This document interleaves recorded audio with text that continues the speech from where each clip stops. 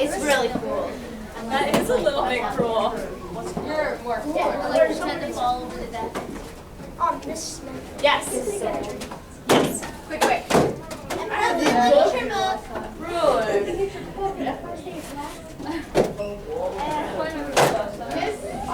Here's my own. Wait, are you recording this? I am. The camera's on now, so behave yourself, Jen. Really? Sure. It is. Do you have a pen? Somebody have their pencil together. I'm so tempted.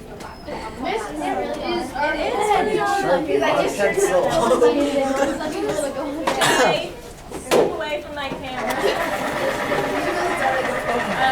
Mrs. Arnold has the Let's Do textbook.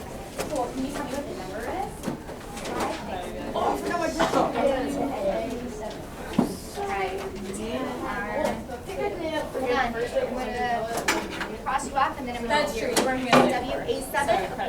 Oh, your videotape. Yes, the videotape is on right now. Oh, can I go wait for it? Number 2.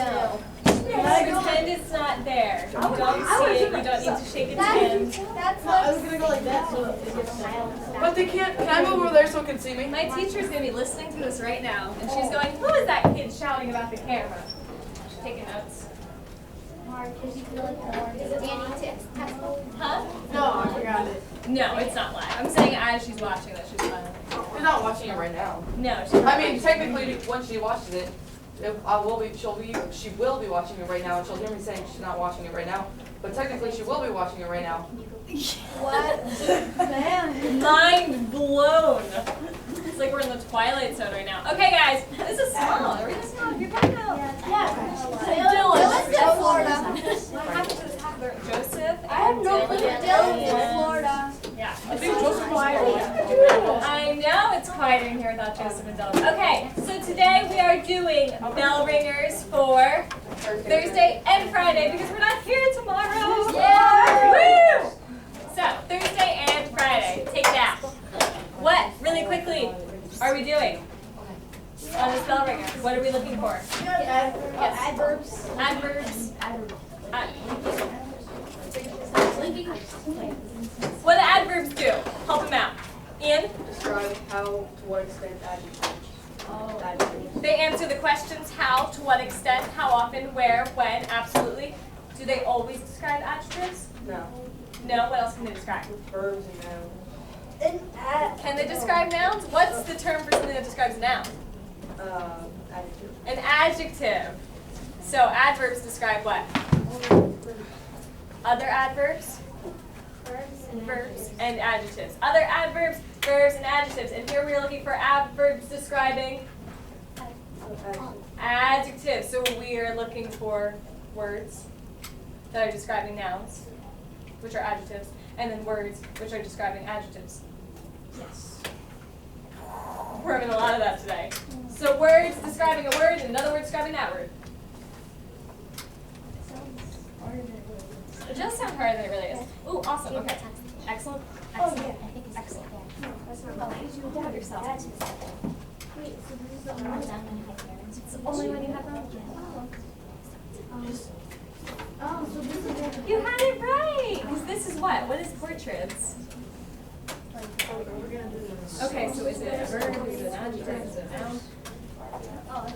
It's a noun, absolutely. So painting can describe that. So that's your adjective. Then you want that word described with it. You got all the rest right though. That's awesome. That's so much better than it was yesterday, right? Is it clicking? Yeah? Yeah, because you helped me. Thanks for asking. I get this put in Yeah. I got Oh, yeah. Mrs. Collins said down there was like, Oh, how are you? You already did it. Oh, my mistake, sir. Okay, so close. No, he's good. You got this one? Beautiful. This one beautiful. This one beautiful. Just take a look at number 2 for me.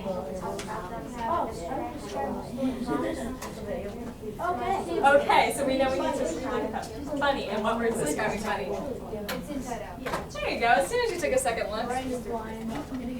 W-A-20. This one's like this. Yeah, do the line. Hello. These are my favorite earrings. I don't like earrings. They are long. I like long earrings. They are spending, but not like That's true. Yeah. Yeah, you guys are doing. Can I go first? Have you gone for me yet, Jay? No. I don't think you have you? You yet? No, you can absolutely go first, Jay. Awesome, guys, I think we're getting it. Woohoo! This is so much better than it was yesterday. Like, so much better. I'm thrilled right now. And I told Jay he could go first. Yeah. He hasn't gone first from yet. I apologize. I apologize, Colton. Awesome. So Jay, can you answer some questions for me really quickly? Just to make sure we're comprehending. Painted is describing what in the sentence? Melissa displayed her carefully painted portraits.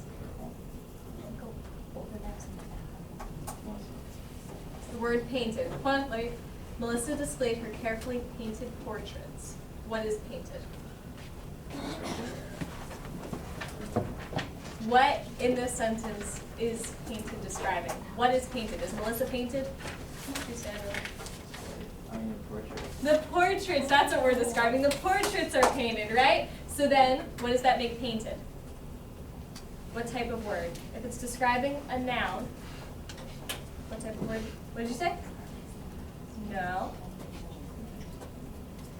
You can, okay, so this is a tricky one because we can paint something, and that's an action, but here we're using it in a descriptive context, right? The carefully painted portraits, the portraits were painted, we're not physically painting at the moment. But yes, absolutely, an adjective. So if carefully is describing an adjective, what does that make it? Absolutely, an adverb. Fabulous, you can pass it on to whoever you like. Oh my god, she always gonna swear. She's gonna have like a month. Life is so rough. Yes, it is. Oh gosh. A circle and a line and an arrow. Not too exciting.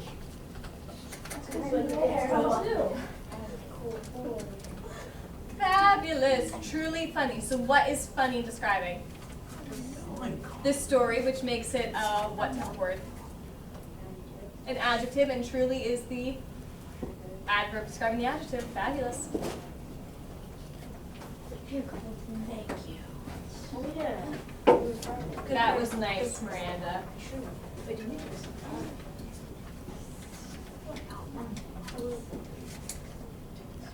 Awesome, because what is smart describing in the sentence? Wait, like, no, like You are too smart to do anything dumb. two. Because you're like two smart. Wait. Well, two is describing what? Smart. Smart, okay. So, could smart be describing two if two is describing smart? No. No, okay. You are too smart to do anything that dumb. Smart is describing anything that dumb. I'm saying that anything that dumb is smart? No. Who or what am I saying is smart? You. You are smart. You are smart, Colton. I would be calling you smart with that descriptive word. So you are too smart. So what does that make smart? If it's describing you, which is a noun. Or an adjective because it describes the noun, right? And what does that make two? Adverb. Absolutely, sir.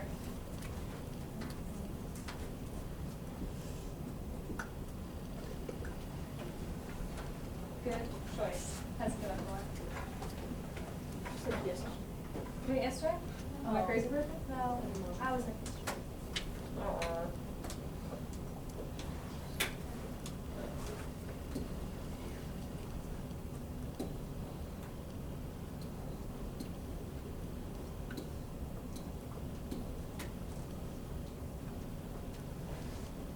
Ooh, getting fancy on me. But really quickly, excited is describing what? In this sentence, she was rather excited about the A she got on the quiz. What is excited describing? She, absolutely. So that makes it our adjective, and that makes rather your adverb because it's describing the adjective. Fabulous! You guys just seriously did way better on this than yesterday. Do you guys feel good about this? A little bit, because next week we're going to move on even more. Adverbs describing adverbs. Aren't you excited? Yeah, but what are those adverbs describe? Adverbs describe adverbs, which describe adverbs, which describe adverbs, and before you know it, you'll have nothing but adverbs. That's not true. I lied to you. She was silent.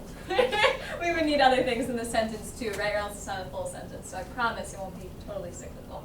But do we have any more questions about this? Anything about adverbs that is confusing us still? Okay, you can put it away and take out your handbooks, please.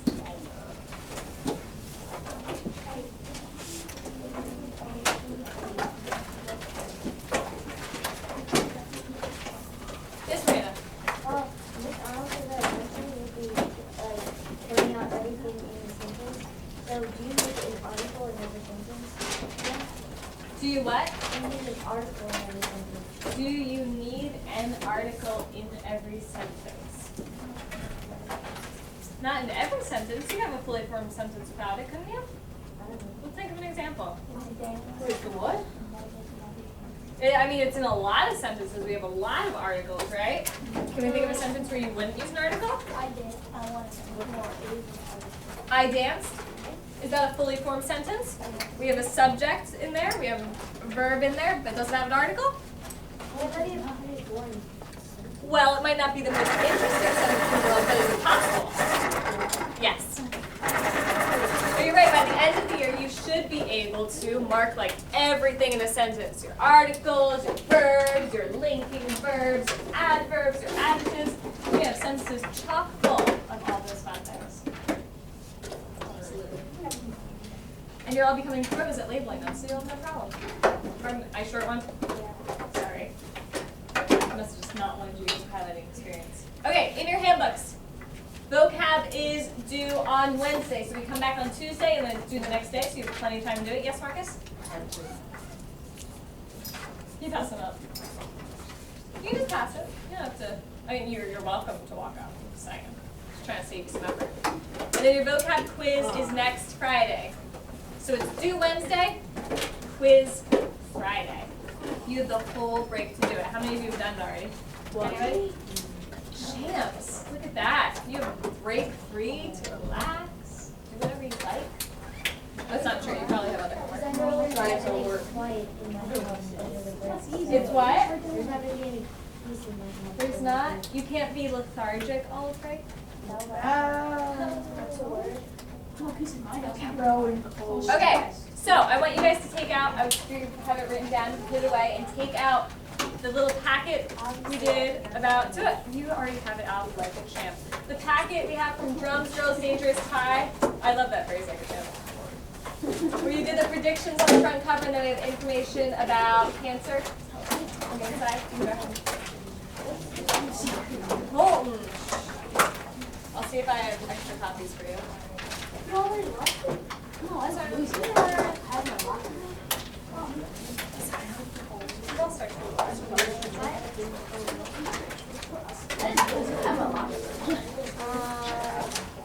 Thank you. I don't know how that happened. Yeah, I was. Thank you.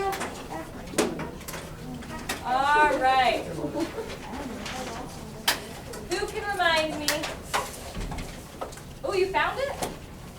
Wait, no, I don't have the book. Oh, it's okay. If you forgot the book today, we're not going to use it today. But you should have it with you every day from now on because we will be starting to read it on Tuesday, the day we come back. So the book can go away. Pack it out. Yes, Miranda?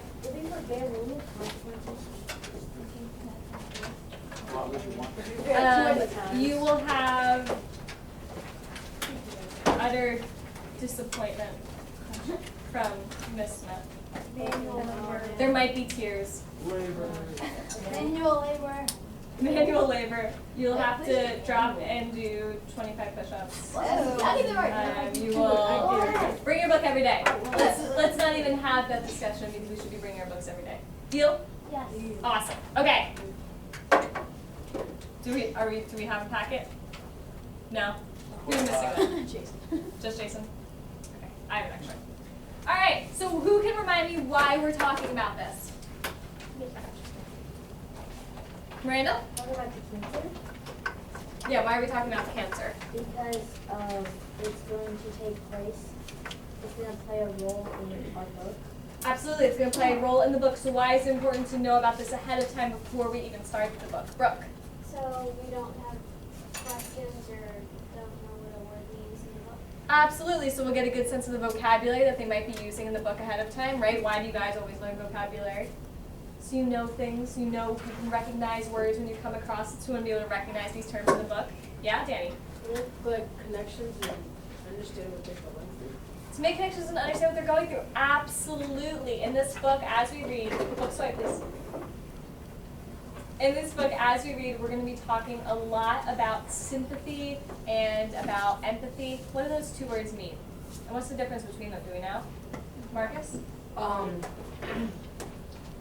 Empathy is like, sympathy is when you actually know how that person feels because like you've been in that kind of situation. And empathy is when like when you try to understand how someone feels, but you don't understand entirely because you haven't been in that situation, or the other way around. Empathy is when you've gone through it, when you've personally been through the same thing. So if you have a friend who has somebody they love, who's dear to them, who passes away, and you've also gone through that same experience, you've lost a relative or a friend or someone, you've gone through that, then you can empathize with what they've been feeling because you've been in that exact same position before. If you haven't, you might sympathize with them, your heart is still in the right place, you are still upset for them, you're trying to do everything you can to understand, but you haven't literally gone through what they're experiencing, then you're sympathizing with them. So when we read this book, we're going to be talking a lot about sympathy and empathy, because why are those things important? Why does it matter that we feel for someone when they're going through a rough time? Marcus? Well, do you mean just for the book or like? I mean, in life. If we didn't have sympathy or empathy for anyone, I think people would be more depressed and stuff, and you probably would lose a lot of friends. Yeah. If you weren't a caring person, are people really going to want to be around you? If we're all a bunch of braggarts, are people going to want to be around us? Thank you. No, we want to feel for people. We want to understand. Did you have something to say, Jacob? Well, I was gonna say like maybe because if you don't, you can put them in certain positions you don't want them to be in. Okay, so sometimes us having sympathy or empathy for someone can really help them out. So it's not just making us a better person, it could really benefit the way in which we affect them, could change how they perceive things. Yeah? Anything else? Okay, so we're reading about this background information and starting to discuss these serious topics, which I apologize for the last period before break that we have to discuss cancer, not the most uplifting topics, but I think it's really important, and we're going to talk a lot in this book about how we handle different things. Because we all handle different things differently, right? If you're upset, how many of you scream and yell and rant? I'm just going to slip in as many vocabulary as I can today. How many of you scream and yell and rant? Okay, how many of you do not want anything to do with anyone and be shut down? When you're sick. When you're upset. Okay, so even in this class, we just split almost 50-50 on how we deal with anger. Because everybody deals with things in different ways. So that's going to be a discussion that we're going to have is how do we deal with these different emotions and how do we respect that other people deal with them in different ways. So the more we know about the context of the characters and what they're going through and what they're physically experiencing by learning about cancer, the more we're going to be able to better understand why they act in certain ways that they do throughout the book, and we can put ourselves in those shoes and relate to that better. So do you have a question, Nixon? Not exactly, but with those two, and then wanting to like do something extremely scary. That's how I am. Like going full force, not full force, full throttle on like a vehicle. Just because it's really fun. Yeah, it's fun. Okay, I'm done. I'm sorry. I was a little off topic. Sometimes you make me laugh, because sometimes here's the topic, and then here's Jason. I love it. Yeah? Where should we put the packet in our... You can put it in your literature section of the binder. Okay, awesome. So who can sum up, now that I've given you that wonderful explanation, who can sum up for me what we've learned so far in the reading? Brooke. We learned about leukemia, and we were really young, we absolutely. Who can remind me what cancer is? Yes.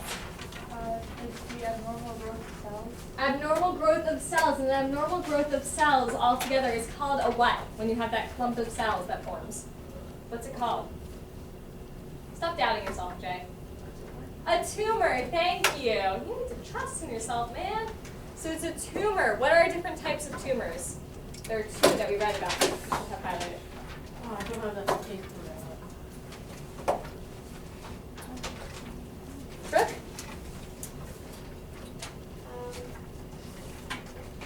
Radiation. That's a type of treatment for the cancer. What are the two different types of tumors? Caleb?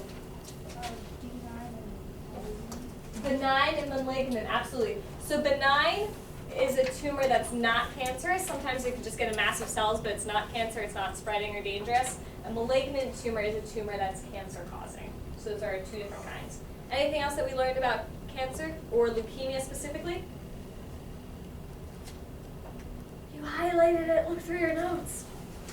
What is leukemia? Miranda? It is the most common type of cancer for kids to get. Most common type of cancer for kids to get, but it's still rare. So we're not going to be reading this book, going home, going there, going, oh my God, we talked about cancer, and now I'm pretty sure I'm going to get cancer. We talked about the different types of cancer earlier today, and somebody mentioned moles, and I had a kid in my class going like, already checking himself for moles. So just because we read about it doesn't mean it's common, doesn't mean it happens to everyone. But if a kid is to get cancer, a good part of the time it's leukemia. That's the most common type for them to get. Yes? Leukemia usually involves the bone marrow. Bone marrow is involved, yeah, because what's kept in the bone marrow? What kind of cells do we talk about? Our white blood cells, which multiply out of control with leukemia. Okay, so we have these white blood cells multiplying out of control, and the good white blood cells can't quite get in and do their job, and what does that do to the body? It what? Shuts it down. It shuts it down in a way. What else does it do, Marcus? I want to say it makes it vulnerable. Oh. Absolutely, it makes the body vulnerable, because we talked before about immune systems, right? What's our immune system? Ooh. Okay. It's the thing in your body that fights off the sickness. Yeah, it fights off sickness. So some people have really strong immune systems, and some people have really weak immune systems, right? No, not you. Do you have a strong immune system? I am the opposite. My friends make fun of me. If you sneeze around me, I will get the plague, is what my one tells me. As soon as somebody is sick, I am sick. I am that person. But some people never get sick, and I am jealous, envious of that, because I will be sick all the time. But that's okay. So we all have different immune systems, and when you have leukemia, your immune system is compromised. So that means if somebody even coughs around you, they have a cold, it could turn to something life-threatening because their immune systems are so weakened and low. Do we all remember all this from last time? Are we ready to move on? Yeah. Awesome. Who is willing to read for me? Go ahead. Lots of everyday illness can make you feel like staying home. The flu, stomach virus, even a bad cold can make you want to stay in bed and pull the covers up over your head. Not only can these sicknesses make you feel lousy, but they're also contagious. Staying home when you have them not only lets you get the rest you need, but also helps prevent other people from getting sick. But when a person has more serious illness like cancer, it's a different story. Kids with cancer may have to stay home, not because cancer can spread to other people, it can, but because it can be dangerous if other people's germs spread to them. Ordinarily, a healthy kid's body can handle germs just fine, especially with regular hand washing. But when a kid has cancer, the disease itself and the treatments used to fight it can weaken the body's immune system that fights illness and infection. Even a simple cold can last an extra long time in a kid with cancer and make him or her way sicker. Great. So, caps off the highlighters. What are some key sentences here that we learned that we want to highlight? Brooke? But when a kid has cancer, the disease itself and the treatments used to fight it can weaken the body's immune system. Awesome. But when a kid has cancer, write down here the third paragraph. But when a kid has cancer, the disease itself and the treatments used to fight it can weaken the body's immune system. So not only cancer weaken the immune system itself, the disease, which we discussed before, but also the treatment can weaken the immune system too. Have you ever been like really, really sick? Yeah. Like you're vomiting, you're whatever, you're up all night, and your body, it's basically my pro-immune system. Your body just feels exhausted. Like, if you've been up vomiting all night, you're not about to be like, hey, let me go run a mile. Like, that's not what your body wants to do, right? You're exhausted. So your body's not only drained from this disease, which is way worse than things we've experienced, but it's also going through surgery, going through different types of treatments, and the body's just worn out. Yes, Cole? And like one time I had, like I was like going up a lot, and like I couldn't really walk because I lost so much weight. I'm like so exhausted. Yeah, and probably really overly dehydrated and stuff too. Yeah, you can barely get your body to move. Miranda? Well, I just wanted to say that in the second sentence, it has an internal line in the first paragraph. Yeah, Point out to me. The flu, a stomach virus, and a bad cold can make you want to stay in bed and pull the covers over your head. I heard that too when I was reading. Nice. Nice. What? Should you highlight that? You can mark little internal rhyme. Miranda is a genius. You can mark that in there if you want. Thanks, Miranda. Marcus, good work. I have a question. Yes. If you had treatment for cancer and like you don't have it anymore, does your immune system get better or is it still like bad? Your immune system will get better. Yeah. It'll sort of rebound through the treatments you get. Even Ms. Arnold brought up in another class that you get bone marrow transplants. We've discussed bone marrow, right?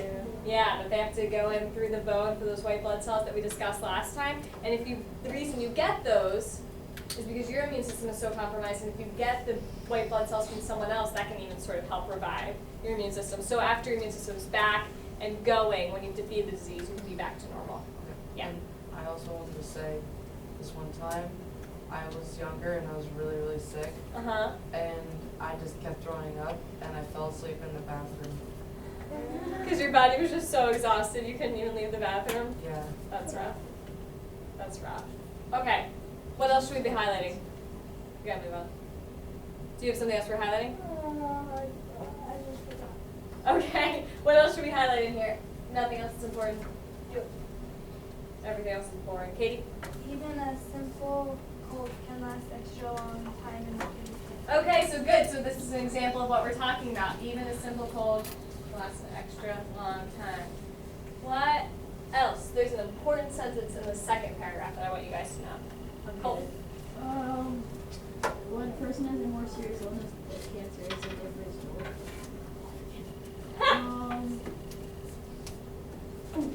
Kids cancer to stay home, not because their cancer can spread to other people. It can, but because it can be dangerous to other people with germ spreading. Awesome. Why do I want you guys to highlight this sentence? Because that's important. It is important, obviously, but why is it important, my man? Well, that's it's explaining how if you have cancer were to go to school and somebody was saying sneezed around it, well, it wouldn't be a good thing. Okay, that's true. What else does this sentence point out? Danny? I think if, like, their germs get into other people's bodies, it would make them sick or something.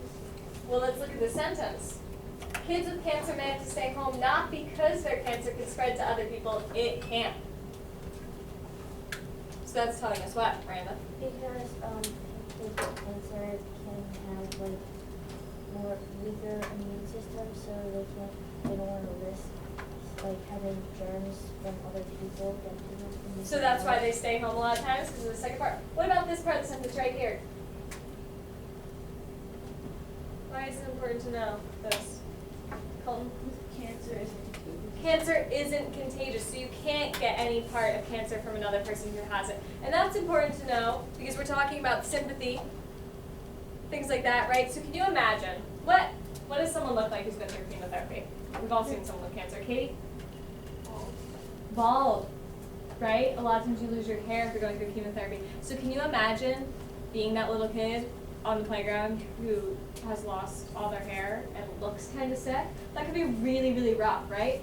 And now can you imagine if other kids, you know how mean kids can be sometimes, can you imagine if other kids thought you were going to give that to them? could be kind of lonely, right? So it's important that we know that cancer is not contagious. You can still play with someone who has cancer. You can hang out with a friend who has cancer or a relative that has cancer. You're not going to catch it. Yes, Jason? But there is always that one kid that comes over here and is like, hey, what's up? So there's always a nice kid. I like that optimistic viewpoint. There's always someone. There's Good. also That's true. In the world, we have good and bad. All right. So we think we got everything important here? Awesome. Let's move on. You willing to? Who said that? Me? My back's still turned. I don't know what that means. Who's Danny? Awesome. Danny, can you read the definition and these two paragraphs for me? chemotherapy is the use of medicine to treat cancer. Wait. Just as you can get other medicines by taking a pill or getting a shot, there are several ways to get chemo. A doctor called an oncologist will make the decision about which type of chemo is best for the patient. A person might take a pill or liquid or get an injection or shot. Another way of giving chemo is through an IV line, which is short for intravenous line. Awesome. So intravenous because it goes in the vein. Intravenous, in your vein.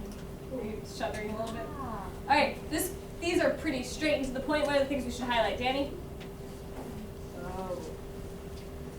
Doctor called an oncologist. A doctor called an oncologist, absolutely. An oncologist is the name for a doctor who deals specifically with cancer. Like we have a neurologist who deals with your brain, right? Psychologist who deals with mental issues, things like that. An oncologist deals exactly with cancer. Yes? The definition for chemotherapy. The definition for chemotherapy, that's definitely important. That chemotherapy is the use of medicines to treat cancer. Anything else, Marcus? I think we should highlight the different ways to get chemo. I think we should too. A person might take a pill or liquid or get an injection. Another way of giving chemo is through an IV line. Good. Do we agree with all these main things? Do we need something else? Like, you know, oncologist, what is psychologist? What is a psychologist? My dad's a psychologist. Oh, your dad's a psychologist, so he specializes. My uncle is an oncologist. Is an oncologist, so he does cancer? That is a rough job, I think, but I'm sure it's very rewarding. I would like that. You know, but imagine how rewarding it would be when patients survive. What about when they die? Yeah, I was It would be gonna say. sad. It would be a rough job. It's true. I'd point that out there. Can I have some volunteers to read these 4 paragraphs? Ooh! Ooh. You have that right for me? Because I got excited because there were originally 4 people and I was going to assign to 4 different people. But 1, 2, 3, 4. An IV line is a tiny tube that's put into a vein through someone's skin, usually on the arm. The IV line is attached to a bag or pump that holds the medicine. The chemo medicine flows from the bag or pump into the vein, which puts the medicine into the blood. Once the medicine is in the blood, it can travel through the body and attack cancer cells. Sometimes doctors will insert a permanent IV line into a larger vein in the upper chest. This type of IV line is also called a catheter. Yeah, catheter. It allows a person to get chemo and other medicines easily without having to get a needle in the arm each time. Although called permanent, this type of catheter only stays in place until the doctor is finished with cancer treatment. In addition to letting someone get chemo without having a new IV line inserted each time, a catheter lets doctors and nurses take blood samples and give other treatments without sticking a person with a needle. Some cancers are treated with chemo alone. Others require a combination of treatments, including chemo, radiation, and surgery. Like chemo, radiation kills sick cancer cells. Surgery can be used to remove big lumps of cancer cells called tumors. Okay, what did we learn? Danny? Sometimes doctors will insert a permanent IV line into a larger vein in the upper chest. This type of line is called a catheter. Beautiful, Danny. Sometimes doctors will insert a permanent IV line into a larger vein in the upper chest. This type of IV line is called a catheter. Why do they do this? Colton? If like they're not getting enough fluids, or like it's really bad, they need a lot of. Okay, so they put in an IV line, absolutely, if you don't have enough fluids. Totally correct. But why the permanent IV line? Yeah? Because it allows the person to get chemo and other medicines easily. Yes, it allows them to get medicine easily. So think of it this way. If you're in the hospital all the time, you're a sick person. You're going to be getting needle after needle after needle after needle after needle after needle in your arm with different kinds of medicine. 1, out. You're already sick, in pain. Do you really want to be stabbed with a needle all the time? No. 2, it can also begin to hurt your veins. Your veins can sort of shrink up and not respond as well anymore because they're being stabbed so much. It's like, anyway, if I pinch you enough, eventually you're going to get like a red mark here, right? Eventually you're going to bruise up a little too much. So, instead they put in a permanent sort of line where they can reinsert IVs so they don't have to constantly stab a patient repeatedly. So it's just an easier access to get medicine when they have to get something that much. Marcus? Someone who I know who had cancer, they have to go to the doctor every month to get blood taken to make sure the cancer's not in To make sure it's not coming back? Yeah, they'll probably have to do that a while just to keep getting retested. Absolutely. But you never know. What else should we highlight in here? We gotta move on. Do something to highlight. Do something to highlight. Light chemo radiation kills cancer cells. Surgery can be used to remove big lumps of cancer cells or tumors. Good. So let's actually take a look at this whole bottom paragraph here, and let's take a look. Cancers are treated with chemo alone, but others will require a combination of these things, right? And then you can also put radiation also kills cancer cells. Yeah, and then we know surgery can be used too. So we have all these things that can be used. These different types of cancer can be more severe than others, right? Perhaps? Maybe? Yes? No? Yeah? I told Felix, my mom got breast cancer this past year. And it was early enough that all they had to do was surgery, and then she got a little radiation. Other times, if it's spread through your body, you might need more major surgery, you might need radiation, and you might need chemotherapy, you might just need radiation. It depends on the type of cancer, which type of treatment, and how aggressive they'll be about it. Like any kind of sickness. You might be on this medicine, or you might need this. If you hurt your wrist, is it sprained and you just need a little thing, or do you need a full cast because you totally broke it? Yeah? You know, like, different how you don't have cancer, like, before, like, design. Like, say, it cancer before, but say you don't. Is it a good sign if you don't? Yeah, isn't that what Yeah, that means you're probably pretty over, do you mean you're probably over the mark of getting it again? Yeah. Yeah, there's like a certain time frame where they say if it doesn't come back, then you're pretty much done. I don't remember what my mom's is, but there's a certain amount of years, and that might depend too on how severe it was, what that timeline is, but absolutely, yeah. Anything else that we think we should highlight? No? We got all the important information? I think we got most of it. What about just defining really quickly what an IV itself is? Tiny tube that's put in the vein. Then the IV line is attached to a bag or pump that holds the medicine. Just so we understand what an IV is and how it works. Sounds pretty cool. Don't want it. Don't want it? I don't really want it either. Yeah? It's kind of like a cool kind of really good like, best friend with our family. Recently had her, she got a stroke and she went to the hospital and someone thought she had like serious cancer. Wow. They like spread it out and like she could go through chemo but it only like she'd only be living for like another month or two. There's that some place that she's always the best so she would die next week. I'm sorry to hear that. That's, I mean, it depends when they catch cancer, you know, if it's caught really early on or if it's not caught till later, it depends what they can do. And that's why it is a scary and sometimes sad disease because you never know. Yeah. I'm sorry to hear about that. Okay, we only have a few minutes. We have like 10 minutes. So I have a 7-minute video for you guys if you want to watch it. Yeah. I like video. If you like videos, that's good. Okay. It doesn't have to do with the answer, does it? It's not a sad video. I'm so sorry to start off your break like talking about cancer, but it's really important to this book, and this book is going to be funny too. I promise. It's a really awesome book. We are going to listen to Jordan Sonnenblick, he's the author of Drums, Girls, and Dangerous High, talk about his book and himself. Are you ready? Strangely, ironically enough. So for me, my ideas always come when I'm biking or running or walking or driving a car by myself. So I'm completely alone and completely not thinking about anything. I find if I can blank my mind out, that's when it gets quiet enough for me to hear the next. My process is pretty much I throw myself at a book until either the book's killed off or I am.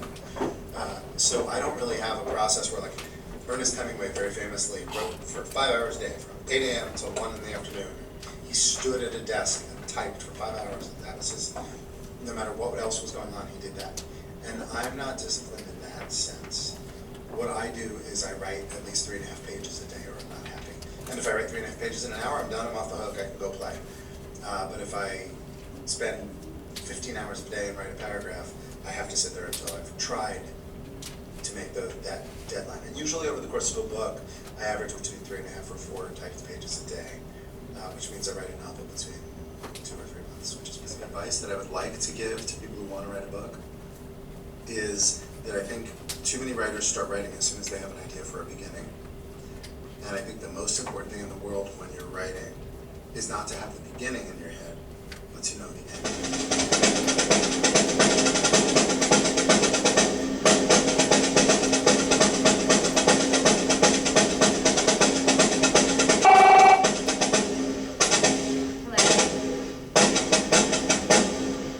Except I forgot what the first part was. I played the first time. The 2 different halves. Yeah. When I'm writing, I do sometimes get distracted. Most of the time, if I get distracted, it's because of life stuff. Like my kids need me, or my wife needs me, or I have to go drive someone somewhere, or something like that. But then sometimes you get sick, sometimes you're traveling and you have to go promote another book, and you're trying to edit one book while you're writing another book and promoting a different book, and sometimes it gets overwhelming. But the most important thing to remember is whenever you're getting back to one story is, why was I writing this story? What do I need the world to know as a result of me writing this story? And then I can usually refocus. Some writers can write more than one book at a time or juggle projects. I have never been able to do that. I'm easily distracted enough even when I'm trying to do just one thing. So really for me, I write a book a year. It takes between writing, getting the book purchased by a publisher, revising, editing, all of that takes about a year. And I always say I'm going to write a book in between and somehow write 2 books a year, but it always works out on average.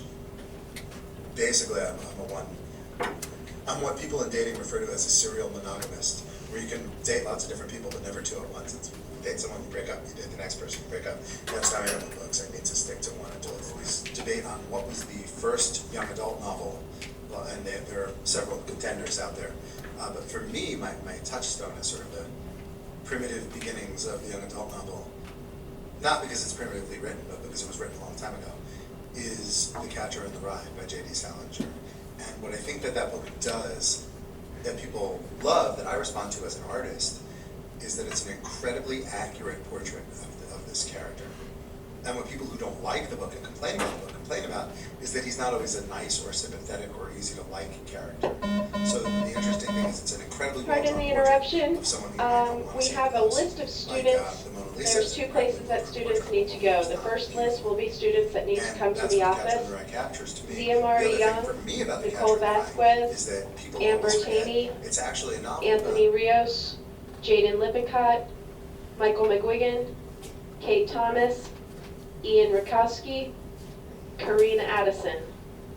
The second list here that I'm going to call is students that need to go to Miss Sarn's classroom for activity period.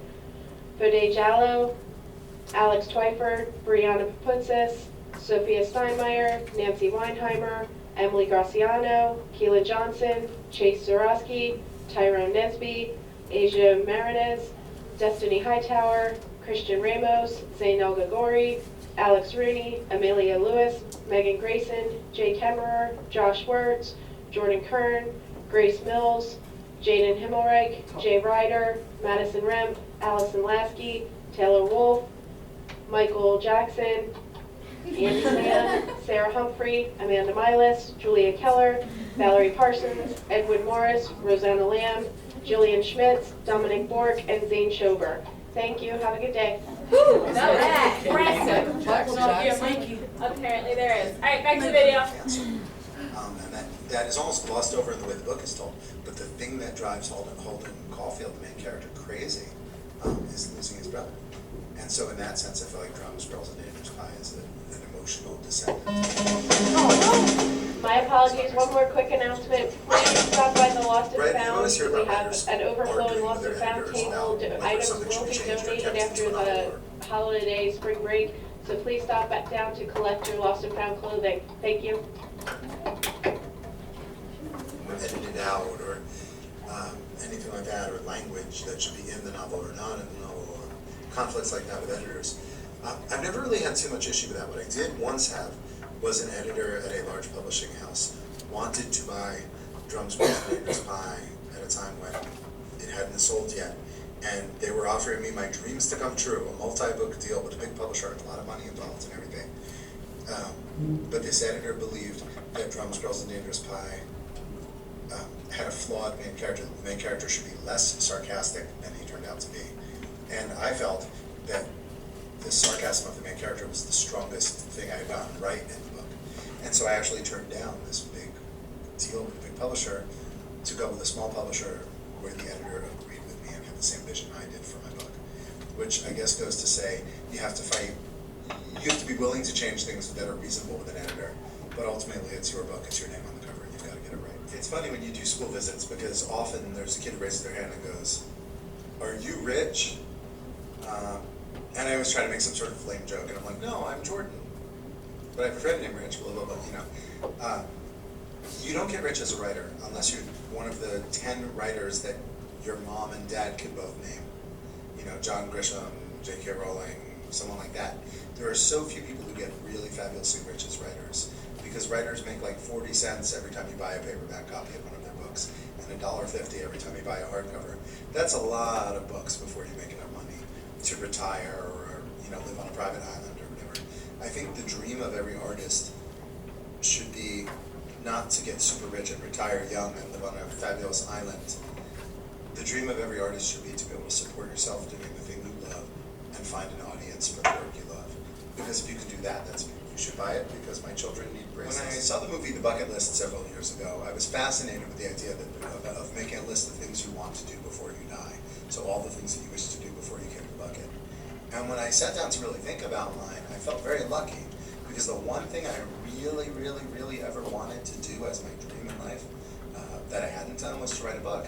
And now I've done that. I've written 8. So I feel very lucky.